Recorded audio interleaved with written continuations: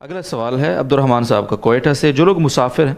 اور افطاری کے لیے کھانا پینا شربت وغیرہ خود بنانا پڑتا ہے، کیا وہ حالت روزہ میں کھانے کا نمک یا شربت کا ذائقہ چیک کر سکتے ہیں تاکہ باقیوں کو پھر افطاری کے وقت میں مشکل نہ ہو؟ یہ روزے کی حالت میں کسی چیز کے ذائقے کو چکھنا یہ مکروہ ہے، ٹھیک ہے، اور اگر اس کے اثرات حلق سے نیچے چلے جاتے ہیں تو پھر تو روزہ ہی ختم ہو جاتا ہے۔ تو اگر کوئی بڑی معقول وجہ نہ ہو تو اپنے روزے کو مکروہ نہیں کرنا چاہیے۔ اور بڑی وجہ فقہاء نے یہ لکھی ہے کہ کوئی خاتون ایسی ہے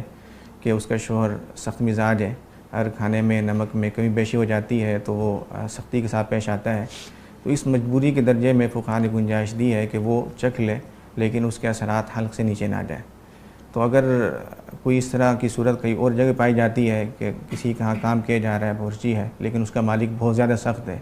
تو مجبوری کی حالت میں پھر یہ اس حد تک گنجائش ہوتی ہے کہ اس کے اثرات حلق سے نیچے نہ جائیں۔ لیکن عام حالات میں اپنے روزے کو کراہت میں بھی نہیں لانا چاہیے، اور کوئی ایسی صورت بھی اختیار نہیں کرنی چاہیے کہ جس کی وجہ سے کوئی شبہ آ جائے یا اشتباہ آ جائے۔ ٹھیک۔ اور 12 روزے دار خاتون سے اگر کبھی اس طرح کا کوئی نمک تیز ہو گیا یا کوئی روزے کی حالت میں ظاہر ہے تو اس کا مطلب یہ نہیں ہے کہ شوہر صاحب وہ اسے معافی نہ کریں،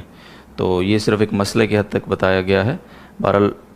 اصولی بات یہ ہے کہ روزے کی کچھ روحانی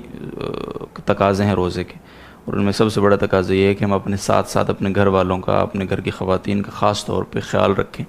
اور نہ تو زیادہ انہیں تکلیف دیں، اور اگر کھانے میں کچھ اونچ نیچ ہو گئی تو دسترخوان پہ بیٹھ کے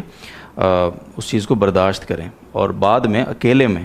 ان کو بتا دیں، اطلاع کر دیں کہ آج کھانے میں نمک زیادہ تھا یا یہ چیز چینی زیادہ تھی پانی میں یا شربت میں،